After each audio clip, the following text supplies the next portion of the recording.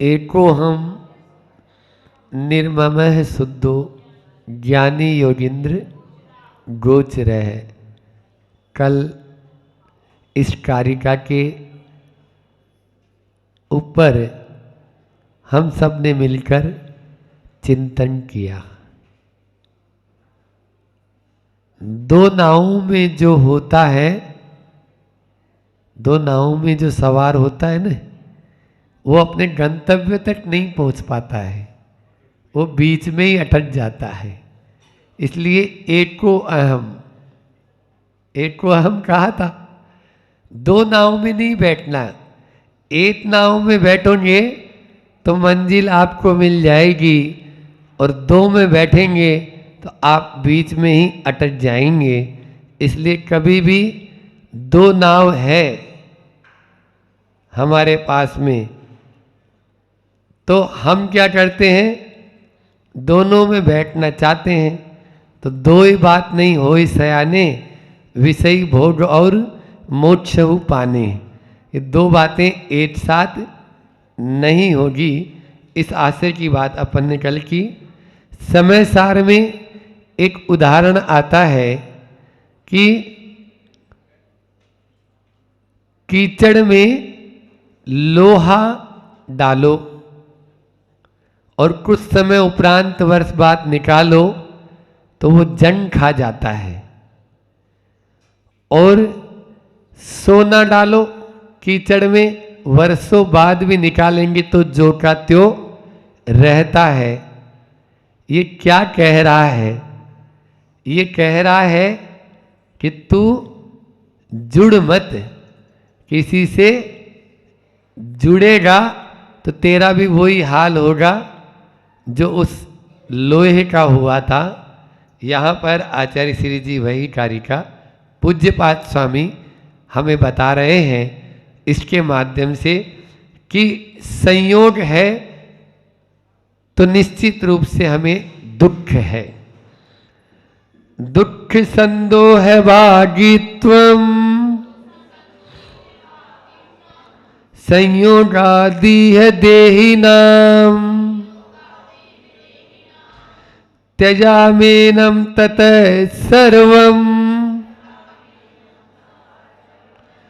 मनोवाक्काय कर्म भी।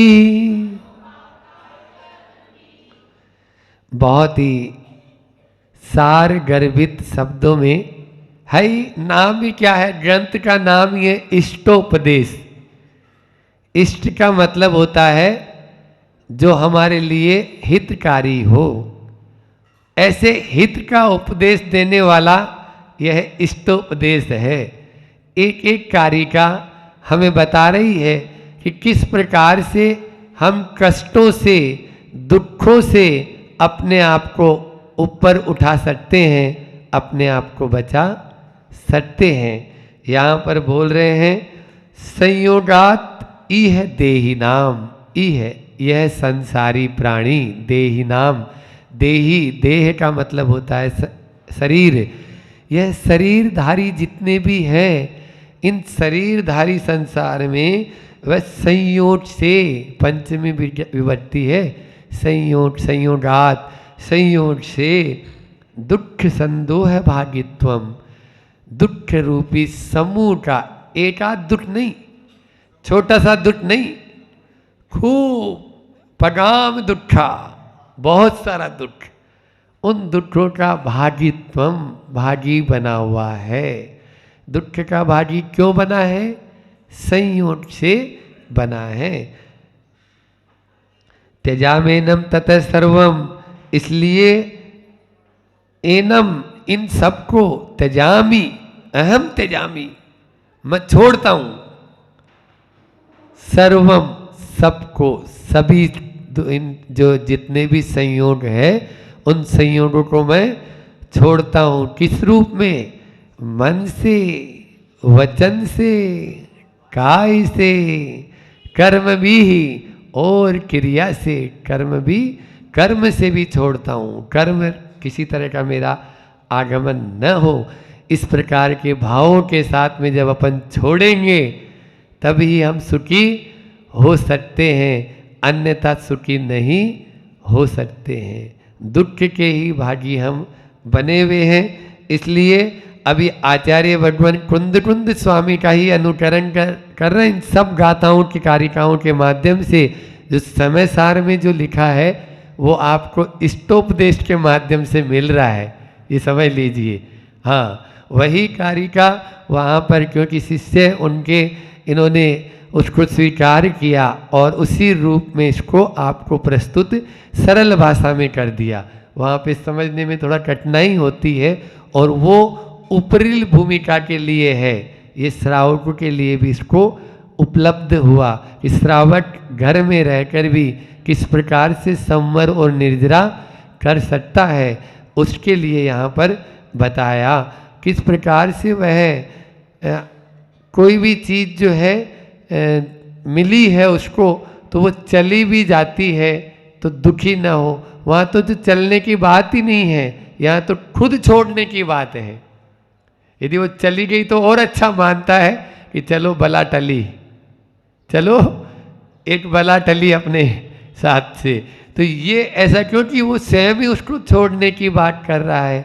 इसलिए आप उस जंग लगे लोहे के समान हमको नहीं बनना है, हमको स्वर्ण की तरह बनना है। वहाँ पर तत्वार सूत्र में भी उमा स्वामी महाराज जी कह रहे हैं, लेपा लांबू वदेरंड बीज वदटनी। वो आगे फिर दूसरे उदाहरण आगे, एक ही उदाहरण ले लो आप तो। लेपा लांबू, अम्बू का मतलब होता है तुमड़ी, जल, जल में जो है अम्बु अंजल होता है। तो लेकिन आलम्बु, आल, आल भी बोलते हैं ना इसको, आल बोलते हैं लोकी को, इधर नहीं बोलते हैं ना। हाँ, आल कहाँ सुना हमने, उस तरफ में आल बोलते हैं अपने सिकर जी झारखंड में आल, आल, आल यानी लोकी या जो तुमड़ी, उसको तुमड़ी भी बोलते हैं। तो तुम्बी, तो उस तुम्बी पर यदि मान लीजिए मिट्टी का लेप चढ़ा दो, सूखी तुमड़ी है लेकिन यदि मिट्टी का गीला लेप चढ़ा दिया और पानी में आप उसको डालेंगे तो क्या होगी, डूब जाएगी, तुरंत डूब जाएगी वो। क्यों? क्योंकि उस पर माटी का लेप चढ़ा हुआ है। इसी प्रकार से यदि हमारे भीतर में भी संयोग किसी चीज का हो गया है तो हम भी डूब जाएंगे, तैरेंगे नहीं। तुम भी तैरती, आचार्य श्री जी का हाइकू भी है ना, तुम भी तैरती लेप वाली नहीं, हाँ बिना लेप की, ऐसा उस आशय है। लेप वाली नहीं तैर सकती है, वो तो बिना लेप की होगी वो ही तैर पाएगी। इस प्रकार से यदि संसार से ऊपर उठना है तो पकड़ो मत, छोड़ो, पकड़ो मत, जाने दो। महाराज जी बताए थे ना, पकड़ो मत जाने दो यहाँ, और पकड़ो मत जाने दो, पकड़ो मत जाने दो। ये क्या है? संसार। और पकड़ो मत जाने दो, वैराग्य। बस इतना ही अंतर है। वैराग्य और संसार में राग और विराग की भाषा यदि आप समझना चाहते हैं या अध्यात्म की बात करना चाहते हैं तो पकड़ो मत जाने दो, हाँ, और पकड़ो मत जाने दो। आप लोग यही कर रहे हैं अभी तक, पकड़ो जो आता है उसको, हाँ, और जोड़ भी ऐसा है कि बस मत पूछो महाराज, हाँ, छुड़ाने की कोशिश करे तो भी छूटता कष्ट पारा। दुख संधु है भागी, तो दुख का भागी बन रहा है। वर्णी जी का एक प्रसंग है, उनकी मेरी जीवन गाथा पढ़ने लायक है। पटनी चारित्र आप अपने जीवन में ये दोनों किताबें अवश्य पढ़ें। और आचार्य श्री जी का तीसरा और मान लो कि इनके माते प्रथमान योग के ग्रंथों में है चारित्र चक्रवर्ती आचार्य शांति सागर, जरूर पढ़ें। वैराग्य को दृढ़ बनाना है और आगे बढ़ना है तो। और एक मेरी जीवन गाथा गणेश प्रसाद जी वर्णी जी की, और विद्याधर से विद्यासागर, ये तीसरी ओर, विद्याधर से विद्यासागर, ये 3 किताब आप अवश्य जीवन में पढ़ें।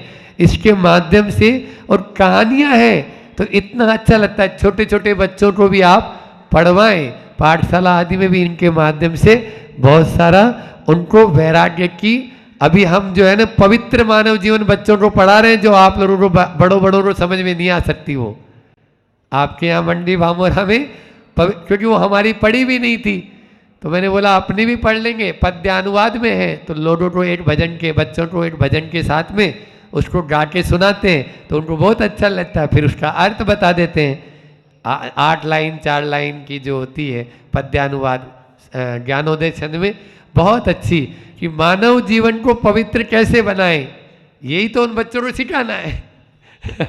तो हमने उसको ले लिया।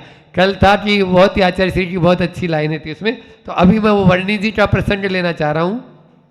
जो वर्णी जी हैं उनके पास में एक व्यक्ति आया, और आश्रम में, इसलिए आश्रम में जब समाधि उनकी हुई है वहीं पे आप लोगों ने देखा होगा, तो वर्णी जी के पास में एक व्यक्ति, और खूब काफ़ी समय रहे वो वर्णी जी।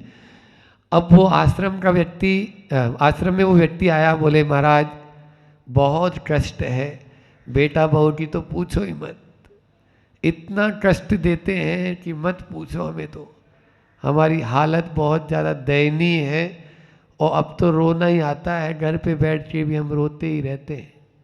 तो वर्णी जी बोले यहाँ आ जाओ आश्रम में, यहाँ पर खाली है, आराम से आपकी सब व्यवस्थाएं अच्छे से हो जाएगी, चिंता की कोई।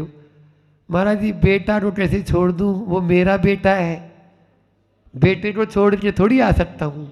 बोलो है या नहीं है आप लोगों की स्थिति? ये हर घर की स्थिति है। बेटा मार रहा है, पीट रहा है, तो भी छोड़ कैसे दें। आप लोगों के यहाँ पर जब वेदी थी नीचे, वहाँ पर तो संसार वृक्ष बना हुआ था, उस संसार वृक्ष में भी यही तो है, उसको हर तरफ से कष्ट है ना। परिवार वाले भी मधुमक्खियों की भांति चूंट चूंट के उसको खा रहे हैं, लेकिन वंश मोर एक बार और, वंश मोर एक बार और। वो गुरु जी कह रहे हैं, वो विद्याधर रूपी गुरु है, वो बिना विमान में, मेरा एक हाथ दे दे भैया, एक हाथ से हम खींच लेते हैं, तुम्हें अपने विमान में बैठा के छोड़ देंगे आगे वहाँ पर अच्छे स्थान पर। बोले वो अभी नहीं, एक बूंद और बस, पर एक शहद की एक बूंद और बस, ये चक्कर चल रहा है। अब क्या कर ले बताओ ऐसों का? ऐसे सुधर सकते हैं? 3 काल में नहीं सुधर सकते। वो महाराज को ही सुधार देंगे, उसको ही सुधार देंगे। बोले आप तो जाओ महाराज, हमारे पीछे क्यों पड़ गए, और कोई नहीं मिला क्या आपको? ऐसी स्थिति हो जाती है। फिर भी धीरे धीरे करेंगे तो निश्चित रूप से जितना करेंगे उतना लाभ आपको मिलेगा, क्योंकि संसार के सारे संबंध वियोग में है। यह काया कैसी है? काया रोग में है, संसार भोग में है। काया रोग में है, संसार भोग में है, जीवन उपयोग में है, और सारे संयोग वियोग में है, सारे संबंध वियोग में है। सत्संग ही मात्र उपयोग में है। मतलब संसार जो है शोक में है, काया रोग में है, जीवन योग में है, जीवन योग में है, और सारे संयोग संबंध वियोग में है। सर्वे संयोगा विप्रयोगांतः। आप समझ रहे हैं कि ये चीज मेरे से जुड़ी है। जब जुड़ती है उस समय आपको बहुत खुशी से अनुभव हो रहा है, लेकिन वो छूटने वाली भी है। ये आपको, क्योंकि है ही वो पुद्गल जिसमें पूर्ण और गलन स्वभावी हो, वो क्या कहलाता है? पुद्गल। इसलिए संबंध वियोग में है और सत्संग ही मात्र उपयोग में है। इस सत्संग का उपयोग कर लो। यह जो साधु का संगति मिली है, यही आपके लिए अनुकरणीय है, आपको अपनाने योग्य है। अन्यथा तो अपन चलते ही चले जाएंगे। जब अपन कोई भी चीज को छोड़ देते हैं, देखो छूटना और छोड़ना, दो शब्द है, छूटना और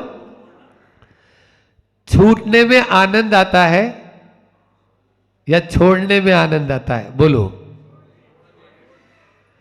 छोड़ने में आनंद की अनुभूति होगी और छूटने में संकलेश परिणाम। भले ही आपका 10 का ही नोट था, लेकिन मंदिर आ रहे थे घर से, तो बीच रास्ते में गिर गया। जैसे ही आपने हाथ जेब में हाथ डाला, वो नोट नहीं दिखा। अब आपके परिणाम आकुल व्याकुल होते देर नहीं लगेगी। भले ही नोट सोचा है, और सोचा नोट आपने यूं अपने हाथ से दान पेटी में डाला, आपके परिणाम में वो आह्लाद है, वो खुशी है कि मैंने 100 रुपये दान आज कर दिए। वहां पर आप छोड़ रहे हैं, यहां छूट रहे हैं। प्रतिदिन नित्य क्रिया करते हैं, ठीक है ना?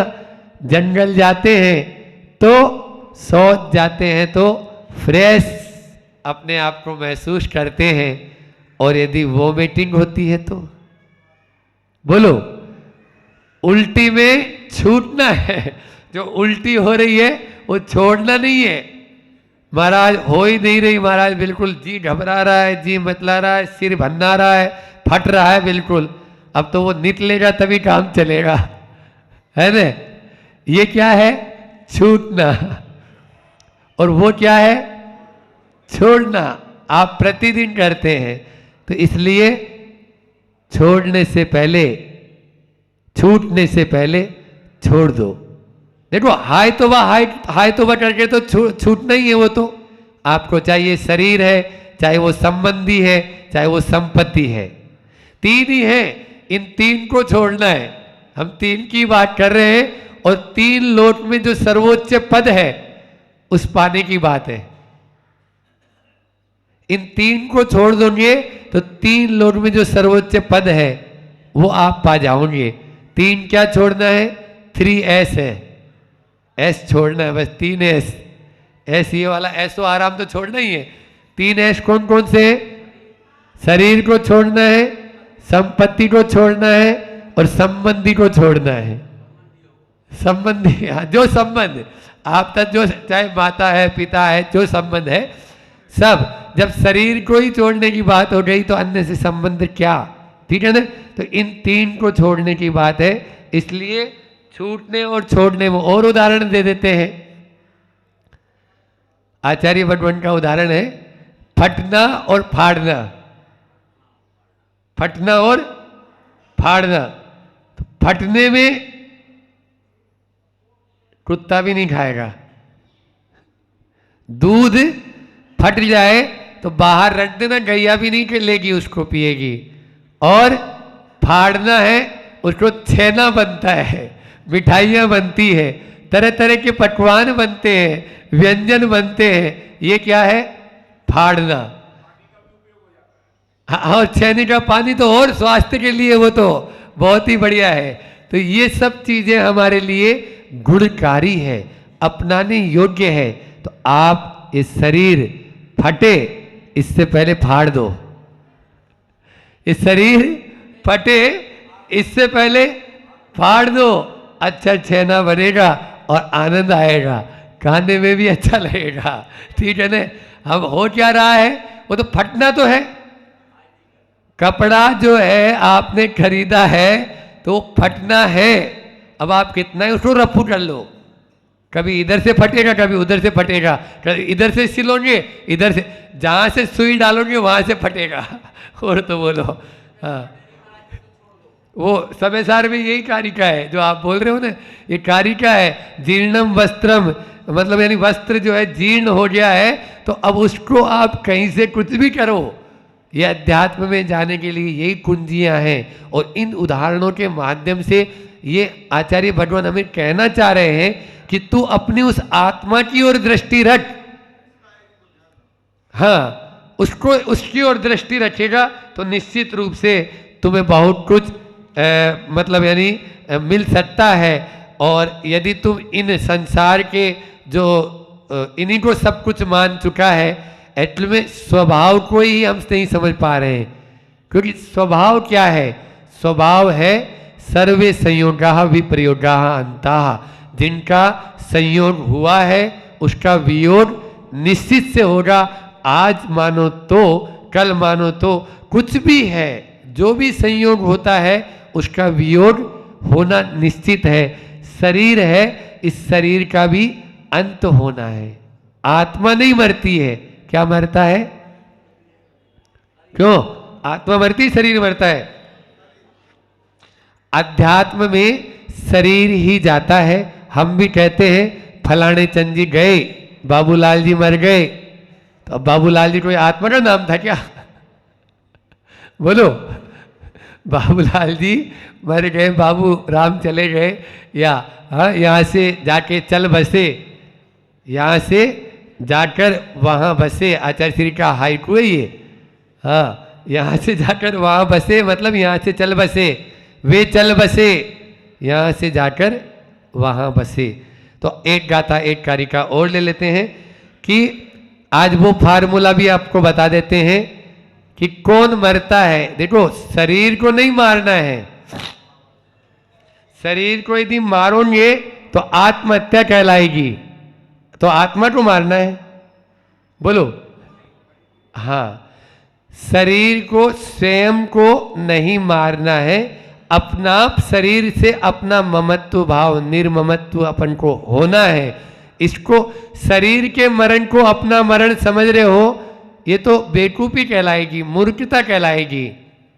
जो आत्मघाती करने वाले होते हैं या जो मतलब आत्महत्या करते हैं, वो ये सोचते हैं कि इस शरीर में बहुत कष्ट है या मेरे कारण से दूसरों को बहुत कष्ट हो रहा है तो मैं मर जाऊंगा, इससे कष्ट से बच जाएंगे। एक गलत फहमी है। क्यों? देख लो खुद, आचार्य पूज्यपाद कह रहे हैं अपन को, न मे मृत्यु कुतो भीति, न मे व्याधि कुतो व्यथा, ना हम बालो न वृद्धो हम, न युवेतानि पुद्गले। बहुत अच्छी कारिका है। आप लोगों ने वीतराग स्तोत्र पढ़ा हो कि शिवम शुद्ध बुद्धम परम वीतरागम, ये जो है तो उसमें यही ये शब्द सारे दिए हैं। ये कारिका भी आचार्य पूज्यपाद स्वामी ने हम लोगों के लिए यही बात संबोधन करने के लिए कहा। आयुर्वेद का यहाँ सेंटर तो खुल गया है, धर्मार्थ आयुर्वेदिक औषधालय, लेकिन उस आयुर्वेद से भी अच्छा मंत्र आचार्य पूज्यपाद स्वामी औषधि हमको दे रहे हैं कि क्या है तेरे लिए। न में मृत्यु, में मेरे, मेरी, मुझको, है ना, में शब्द आता है ना, कुर्वन्तु ते मंगलम कुर्वन्तु में मंगलम, तो ये में शब्द कई जगह प्रयोग में मम में भी होता है और माम में भी होता है। तो में, मेरी, न मृत्यु को, तो मृत्यु कहां, मेरी मृत्यु कहां, न में, तो फिर भीति क्यों? न में मृत्यु को तो भीति, तो फिर भय काय का? जब मृत्यु नहीं है तो डरते क्यों हो? फिर न में व्याधि कुतो व्यथा, मेरे में कोई व्याधि बीमारी नहीं है, कोई रोग नहीं है, फिर दुखी क्यों होते हैं? कुतो व्यथा, व्यथित क्यों हो रहे हैं, दुखी क्यों हो रहे हैं जब रोग नहीं है तो? ना हम बालो न वृद्धो हम, न युवेतानि पुद्गले, न मैं बाल हूं, न मैं वृद्ध हूं, न मैं युवा हूं। ये सब कौन है? ये सब पुद्गल की पर्याय है, सब पुद्गल की पर्याय है। हम न बालक हैं, न बूढ़े हैं, न जवान हैं। ये यहां पर बता रहे हैं मृत्यु नहीं। देखो, सबसे बड़ा भय काय का होता है? मृत्यु का भय सबसे बड़ा भय होता है। व्यक्ति को 7 भय होते हैं और सम्यक दृष्टि सप्त भय विमुक्ता। आचार्य कुंद स्वामी कहते हैं कि 7 भयों से मुक्त। कौन कौन से भय होते हैं दीदी? बताएंगी? ये लोक भय, परलोक भय, वेदना भय, मरण भय, अत्राण भय, अगुप्ति भय, आकस्मिक भय। ये 7 भय होते हैं। इस लोक में मेरा क्या होगा, अब कैसे होगा, ये इस लोक का भय है। रोज अपन देख ही रहे हैं कि अपन क्यों कमा रहे हैं, क्यों भाग रहे हैं, क्यों इधर उधर जा रहे हैं, इसीलिए कर रहे हैं कि इस लोक में हमें कुछ हो न जाए, या कुछ होए तो हमारे पास इतनी व्यवस्था हो। फिर परलोक में, परलोक में जाकर मेरा क्या होगा? कुछ नहीं होगा, जो करोगे वो होगा, जैसा करेंगे वैसा ही होगा, ठीक है ना। तो परलोक का भय भी सताता है, मैं यहाँ से जाकर कहीं नरक में न चला जाऊं, कहूँ निरोध में न चला जाऊं, है ना। इस तरह का होना भी चाहिए। तो ये परलोक भय।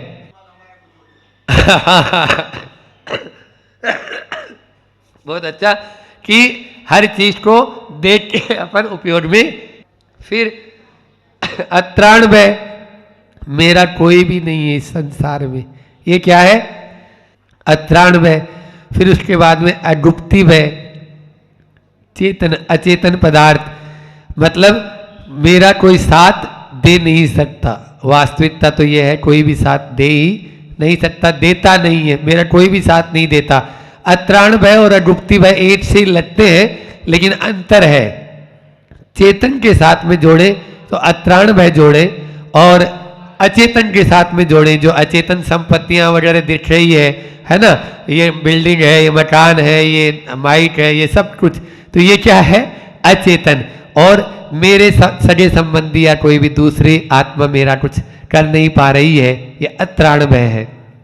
फिर उसके बाद में मरण भय, मरने से अभी बताया ही, मरने से सबसे ज्यादा रुकते हैं। वेदना का भय होता है, और आकस्मिक कोई भी उपसर्ग आदि आते हैं, परिचय आदि आ जाते हैं, एक्सीडेंट आदि हो जाते हैं, तो इनके माध्यम से आकस्मिक भय भी हमें हमेशा सताते रहते हैं। ये 7 भय प्रतिदिन प्रतिपल 24 आवर्स हमारे सताते, हमें सताते हैं। लेकिन इन 7 भयों से बचना है, इन 7 भयों से बचना है।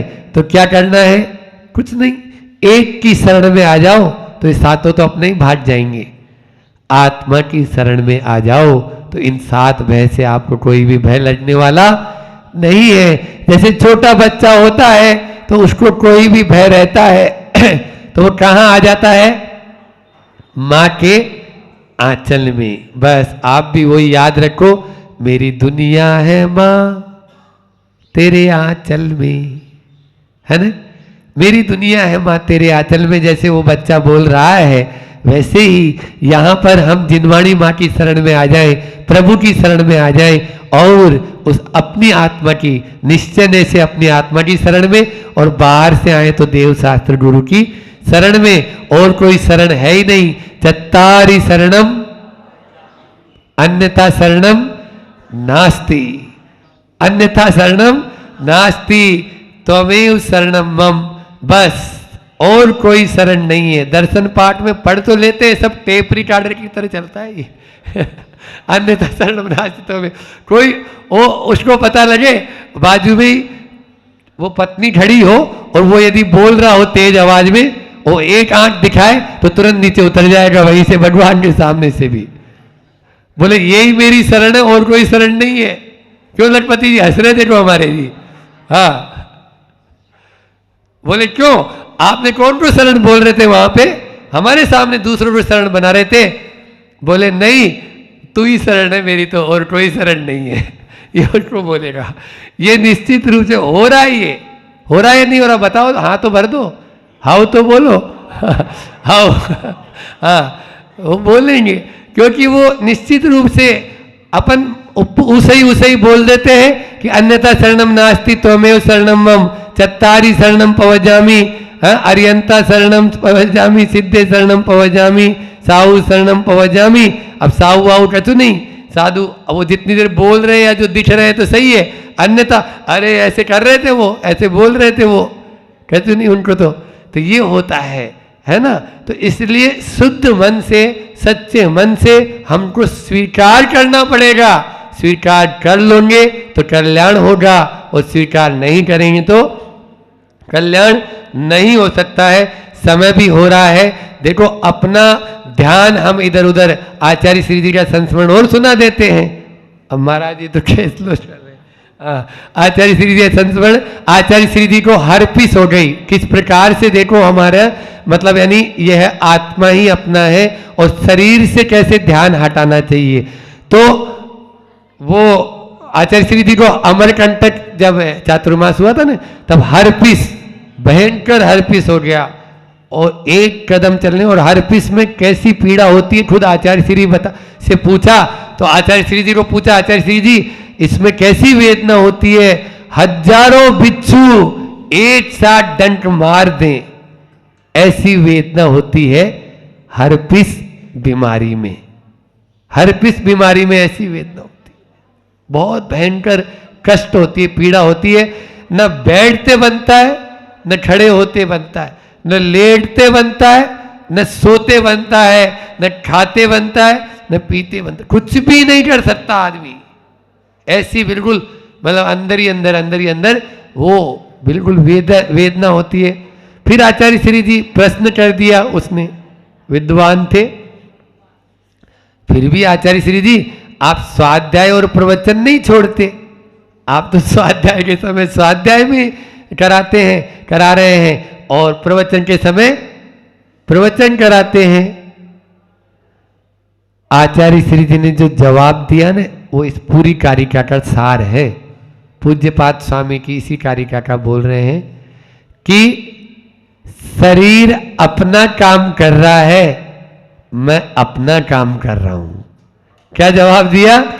शरीर अपना काम कर रहा है और मैं अपना काम कर रहा हूं। शरीर का कार्य है ये होना। इस तरह की बीमारी तन में है, मन में और आत्मा में नहीं।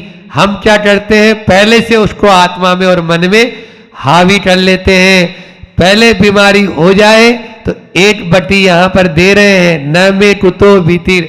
आचार्य भट्ट क्या बोल रहे हैं कि न में व्याधि कुतो व्यथा।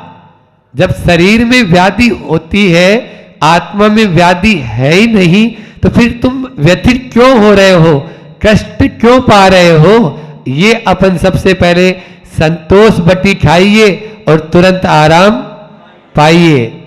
आप बाद में कोई डॉक्टर के यहाँ जाइए, उसके बाद में जाओ, सबसे पहले एक टैबलेट पहले खा लो मेरी।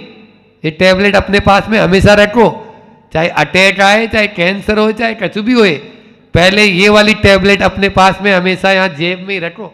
जैसे वो सेप्रीटोट रखते हैं ना हार्ट वाले, यहीं रखते हैं, यहाँ से यहाँ तक तुरंत लेनी पड़ती है उनको, तुरंत। हाँ, जैसे ही लगा कि यहाँ झटका है तो यहाँ लेनी पड़ती है। तो इस तरह से आप लोगों को भी यह तभी ही हो पाएगा, हम जब तक अपने इस शरीर से ध्यान नहीं हटाएंगे, आत्मा की ओर नहीं लाएंगे, 3 काल में आप सुखी नहीं हो सकते। क्योंकि इस शरीर में एकाद नहीं है। मैं रोड बताए, कौन ने? मैंने नहीं, कौन ने बताए दीदी? बोलो। आचार्य कुंद ने। हम तो आचार्य कुंड की भाषा बोलेंगे। नियम सार की कारिका पढ़ लेना। नियम सार में 1 अंगुल में 96, तो पूरे शरीर में कितने महाराज? उन कुंद को पहले भी ऐसे ही खुरापाती रहते होंगे, मतलब पूछने वाले। तो बोलते हैं 5 करोड़, कितने बता रहे हैं? 5 करोड़ 68 लाख 5 करोड़ 68 लाख 99,500। ये उसमें भी आई है, कार्तिकेय अनुप्रेक्षा। जब आचार्य श्री जी पढ़ा रहे थे रामटेक में, रामटेक चातुर्मास में कार्तिकेय अनुप्रेक्षा पढ़ाते थे। मतलब 5 करोड़ 68 लाख 99,584। अब आप एक आध बीमारी के पीछे पड़े हो, बोलो। करोड़ों में है, ये आज नहीं लिखी, कितने सा हजार, आज के 2,500 साल पहले लिखी है। मेरी बात को मत मानो, इसलिए डॉक्टरों के चक्कर में नहीं पड़ो, वो तो अभी भी रिसर्च पे रिसर्च ही कर रहे हैं। इतने तक तो पहुंच भी नहीं पाएंगे। उनसे लिस्ट बनाने के लिए बोलेंगे आप अपनी रोगों की लिस्ट बना दो, वो भले ही पहले उसका नाम कोरोना था, फिर अभी सेप्ट्रोन कौन सा हो गया वो, हाँ जो भी हो गया, अब वो अठवार वगैरह टीवी वगैरह नहीं आजकल, एमिक्रॉन, हाँ सुना तो है एमिक्रॉन। अब ये नया नाम दे दिया, और दे दो, कितने दे दोगे, हमारे यहाँ 5 करोड़ तो पहले से ही बोल के ही चले गए। ये कोरोना फोरोना सब नाम उसमें है ये पहले से। हाँ जितनी बीमारियां हैं, जितने वायरस हैं, सारे वायरस यहाँ पर आचार्य कुंद भगवान नियम सार में पहले से लिख के चले गए। आप देख तो लो उठा के, अपने पास में खजाना है ये, ठीक है ना। इसलिए रोम रोम में बीमारी है, तुम कुछ बीमारी के पीछे पड़ा है। शरीर बीमारियों का पिंड है, आत्मा कभी बीमार होती नहीं। आत्मा की ओर दृष्टि ले आ, शरीर से दृष्टि हटा ले। जो 104, 105, 160 डिग्री बुखार है वो भी तुरंत 99, 98 हो जाएगा, तुरंत। कैसे हो जाएगा? क्योंकि तापमान किसका नापा? फिर वही बात आएगी, शरीर का टेम्परेचर नापा आपने और उसको आपने अपना मान लिया। आत्मा का टेम्परेचर नाप ले। उसके लिए जो आचार्य पूज्यपाद स्वामी ये जो तुम्हें कैप्सूल दे रहे हैं ना, हमारे यहां कैप्सूल का त्याग नहीं है, कैप्सूल का त्याग नहीं है। कैप्सूल खाओ, जो आचार्य पूज्यपाद स्वामी ने जो कैप्सूल दिया वो खाओ ना रोज। ये दे तो रहे रोज एक एक कैप्सूल आपको। इस कैप्सूल को जैसे ही आपको बुखार आए, एक कैप्सूल इसका खा लेना। ये बटी खाएंगे, ये कैप्सूल खाएंगे, ये इंजेक्शन लगाएंगे, तुरंत आराम पाएंगे। अन्यथा इंजेक्शन के ऊपर इंजेक्शन ठोकते जाओ, एक के बाद 2, 2 के बाद 100 mg, 100 mg के बाद में 500 और 500 के बाद में 5000 mg की भी दवाई आने लगी है। समय अपना हो रहा है, पद्य अनुवाद दोनों का लेके अपनी वाणी को विराम देंगे। मरण नहीं है मेरा मुझको, कहाँ भीति हो किससे हो, व्याधि नहीं है मुझ में मुझको, व्रथा व्यथा फिर किससे हो। बाल नहीं हूं युवा नहीं हूं, वृद्ध नहीं हूं, ज्ञात रहे ये पुद्गल की रही दशाएं, चेतन मेरा साथ रहे। और इसका है पहले वाली गाथा का था, दुख संदोह भागित्वम का। असहनीय दुखों का फल है यह संसारी बना हुआ, संयोगज भावों का फल है रागादिक में सना हुआ। इसी बात को जान मान कर उपकृत हूँ गुरु वचनों से, रागादिक को पूर्ण त्यागता तन से मन से वचनों से। राग भाव जो है, संयोगज भाव जो है, उनको हम तन से, मन से और वचन से छोड़ेंगे तभी सुखी हो पाएंगे। क्योंकि केवल मात्र यह आत्मा ही हमारा अपना है। आत्मा की ओर दृष्टि लाएंगे तो शरीर से दृष्टि हटे बिना नहीं रहेगी, जरूर हटेगी। वह दृष्टि हम सबकी हटे। इन्हीं परम पुनीत भावनाओं के साथ में मैं अपनी वाणी को विराम देता हूं। बोलिए अहिंसा परमो धर्म की। आचार्य गुरु और विद्यासागर जी महामुनि राज की।